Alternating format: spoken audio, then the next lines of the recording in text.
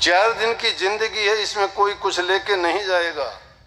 लेकिन इंसान अपनी अकड़ में पता नहीं क्या सोचने लगता है। जिस इंसान के दिल में धोखा और कपट है ना, और जो सोचता है कि नहीं मैंने ये नहीं करना, मैंने नहीं जाना, मैंने, तुम अगर रोकना चाहते और वो जाना चाहता है उसको जाने दीजिए, रुकेगा नहीं। जो इंसान नहीं रुकना चाहता तुम उसको रोकना चाहोगे, नहीं रुकेगा, आज रोक लोगे कल को जाएगा। हम तो भक्ति की चीज को भी ऐसे सोचते हैं, दूसरे पे गुरु पे ही एहसान कर दो, गुरु पे एहसान करते, अरे कल्याण तुम्हारा होना, गुरु का तो होना, गुरु करेगा उससे होगा। सोचते क्या है हम? इंसान की अपने कामों के लिए तो बहुत अपनी बुद्धि को लड़ाता रहता है, बड़ी ऐसी ऐसी चालाकियां करता है, ऐसी ऐसी खोज निकालता है कि बाढ़ की खाल उतार देगा। लेकिन दूसरे के लिए सोचेगा कि वो कुछ भी नहीं है। अपने हित की बात जब इतना इंसान सोचता है, पर हित नहीं सोचता। तुलसीदास जी की बात कही थी ना अभी 2 मिनट पहले कि अगर जीव कल्याण चाहता है तो उसको इन 5 चीजों को, ये 5 रत्न सार है दुनिया में। संत मिलन आसान नहीं है, संत का मिलना। पाखंडी बहुत मिल जाएंगे, ठग बहुत मिल जाएंगे, लुटेरे बहुत मिल जाएंगे, ड्रामेबाज नौटंकी करने वाले बहुत मिल जाएंगे, बड़े तुम्हारे सामने आंख मिचोली का खेल खेलेंगे, झूठी बातें झूठे फैला देंगे कपट। क्या का क्या कहेंगे कि मेरा ध्यान लगता है, मैं धुन सुनता हूं, मैं शब्द में रहता हूं, मैं ये करता हूं। पाखंड लुटेरे हैं, भोले जीवों को ऐसी ऐसी बातें बता के, संसारी जीव हैं बेचारे, इनको फुर्सत ही कहाँ है ऐसा सोचने के लिए, इतनी ज्ञान समझ भी नहीं है। ये सोचते हमारे से अच्छा है, प्रभु की भक्ति करता है, इसने नाम की कमाई कर रखी है, इसके पास शक्ति होगी, ताकत होगी, उसकी है क्या उसके पास? चालाकी। ऐसी चीजें जो दिखाता है वो गुरु नहीं। गुरु तो शब्द, जब तक शब्द भेदी गुरु नहीं मिलता जीव का काज नहीं होता, अकाज हो जाता है। पाखंडी गुरु मिल जाते हैं, ठग गुरु मिल जाते हैं, लुटेरे गुरु मिल जाते हैं, जो अपना कारोबार, अपना धंधा, अपना व्यापार चलाते हैं। झूठ कपट का खेल इन जीवों के, जीव बेचारे सोचते हैं कि मेरा इसमें कल्याण होगा, मेरा हित होगा। इसलिए कहिए कि संत मिलन, अगर संत मिल गया तो जीव का धोखा नहीं है। संत मिलते ही जीव का कल्याण हो गया, समझो। जीव संत की दृष्टि, जो अगर संत है तो उसकी दृष्टि में शक्ति है, ताकत है उसके वचन में, नाम की कमाई की है उसने। ऐसा गुरु जब मिलेगा तो समझो कि तुम्हारा कल्याण होगा। और जो गुरु लीपा पोती की बात करता है, डर लगता है उसको, कभी मेरा शिष्य ना चला जाए, कभी मेरा ये ना छूट जाए, कभी मेरा वो ना हो जाए। अरे वो डरते हैं, शिष्यों का क्या हित करेंगे वो? ऐसे गुरु को छोड़ने में देर नहीं करनी चाहिए, नहीं तो बहुत अकाज हो जाएगा। जीवन बड़ा कीमती है, वक्त गुजर जाएगा, फिर नहीं मिलेगा। पहली चीज कही कि संत मिलन और हरि भजन। दूसरा सार यह है कि हरि का भजन करो। लाख काम, करोड़ों काम छोड़ के भी प्रभु की भक्ति करो। उस मालिक के एहसान देखो, अपने ऊपर कितने एहसान हैं, हमें कितनी कितनी अच्छी चीजों से नवाजा है। कीमत समझो हमारे शरीर के अंगों की, ज्ञान इंद्रिय और कर्मेंद्रियों, कितनी सोच है इंसान की। परमात्मा ने सब कुछ बना के अपने आप को गुप्त रखा, लेकिन इंसान ने फिर भी उसको खोज लिया, फिर भी ढूंढ लिया उसको। किस चीज से ढूंढा? अपनी सोच से, अपने विचार से, अपनी शक्ति से। प्रभु ने उसको शक्ति दी और शक्ति दे के ये कह दिया कि अगर तू खोजी होगा तुझे मिल जाऊंगा। और जो खोजी सच्चे बन के चलते हैं, खोज करते हैं, उनको मिलते हैं, उनके गीत गाते हैं। इसलिए वो हरि भजन में ये शक्ति है। जो हरि भजन में लग गया, उस संसार के जो ये प्रपंच से उनसे छूट जाता है। किसी की आलोचना नहीं करना, कोई करता है अपने ढंग से करता है। पूजा करने वालों को पूजा करने दीजिए, उनका वही धर्म है। वो हमारे से लाख दर्जे अच्छे हैं, अगर वो सच्चे मन से पूजा करते हैं तो।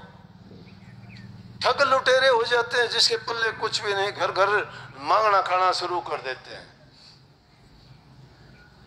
सत्संग नहीं जानते, नाम नहीं जानते, भक्ति नहीं जानते, ध्यान में बैठना तक नहीं आता कि ध्यान क्या करें, कैसे करें। क्यों कही स्वामी जी महाराज ने भक्ति करो तो गुरु की करना, मार्ग शब्द गुरु से लेना, शब्द मार्गी गुरु ना होवे तो झूठी गुरुआई लेवे। अगर शब्द मार्गी गुरु नहीं है तो झूठी गुरुआई है उसकी, जीव का कल्याण नहीं होगा। और झूठे गुरु की पक्ष को तजत न कीजिए वार। अगर झूठा गुरु है तो उसके छोड़ देना चाहिए उसको, तुम्हारा नहीं तो आकाश होगा, हित है तुम्हारा उसमें। नाम के लिए नाम की कमाई करनी चाहिए, लाखों काम छोड़ के भी।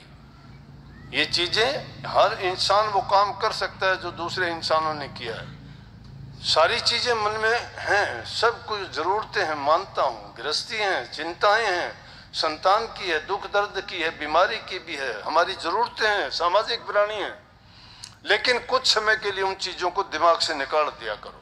ये ध्यान लगाने का तरीका बताता हूं। सब चीजों को भूल जाया करो। अब नहीं भूलोगे तो एक दिन भूलना पड़ेगा। सोते वक्त भी तो भूलते हो सारी चीज, नहीं भूलते क्या?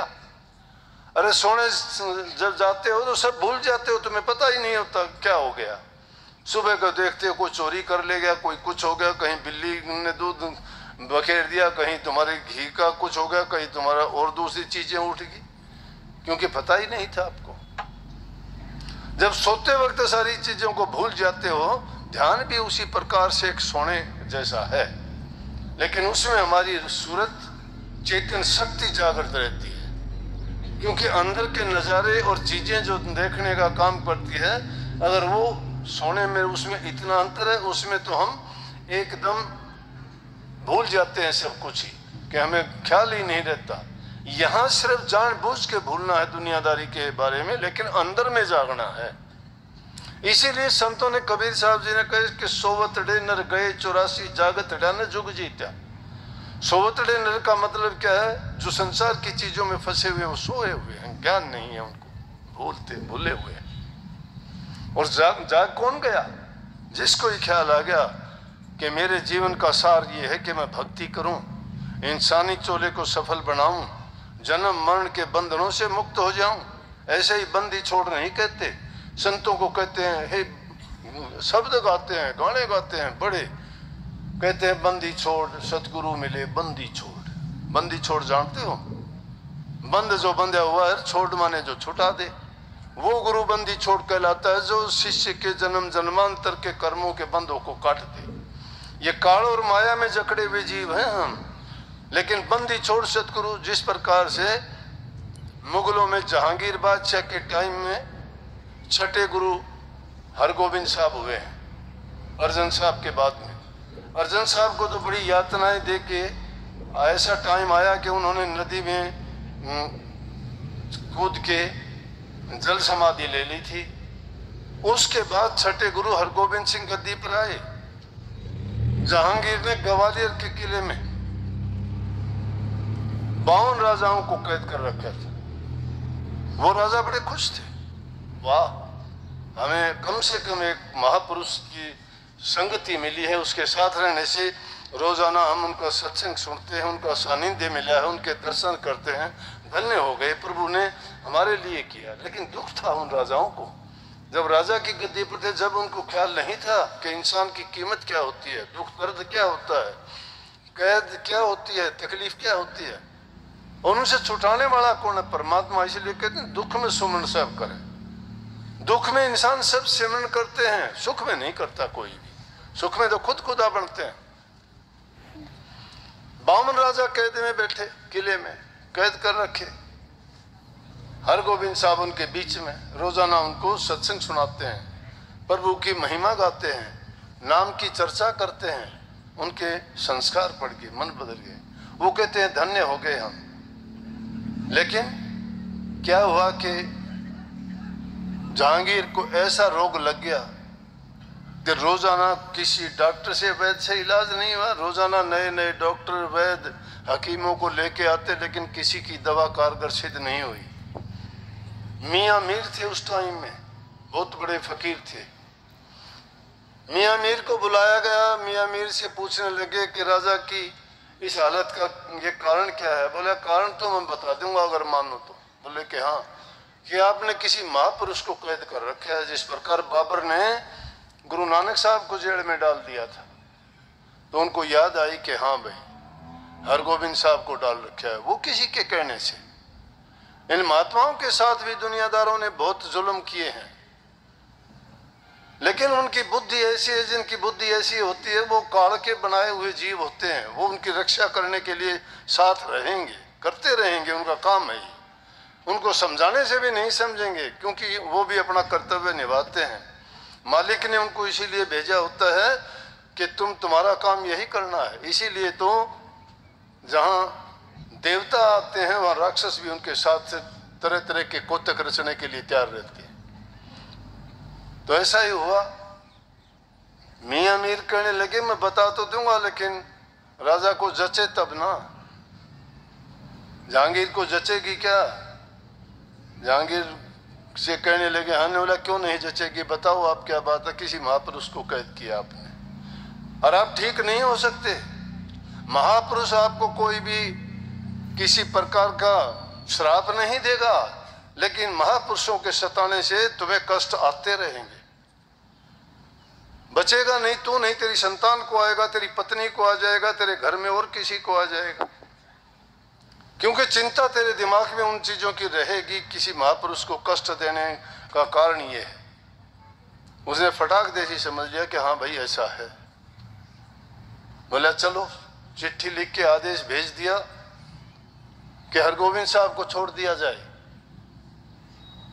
जब हरगोबिंद साहब को छोड़ने का हुक्म आया तो दूसरे लोग कहने लगे, वाह, आज तक इस जेल से हमें किसी को जिंदा तो जाते हुए नहीं देखा। आप पहले आदमी हो जो यहाँ से ठीक ठाक छूट के जा रहे हो। लेकिन सारे जब ये कहने लगे तो उसने कह दिया, संतों को यूं बंदी छोड़ कहते हैं, वो जीवों के बंद कटाने के लिए आते। बोले इतने दिन तक मेरे साथ रहे हो। वो कहने लगे हमारा भी कोई इंतजाम करो, बाहर जाने के बाद हमारा भी कुछ छुटाने का आप करना। आप छूटे हो तो आपकी कोई न कोई खास बात है। न बोले बाहर जाने के बाद तो जब करूंगा मैं यहाँ से जाऊंगा।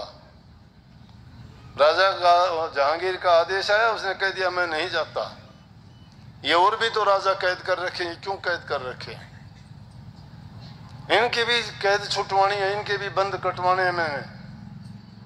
अब जहांगीर को परेशानी होगी कि उसको ना छोड़े तो उसका रोग ठीक नहीं हो, और वो जेल से आना ही नहीं चाहता कैद से।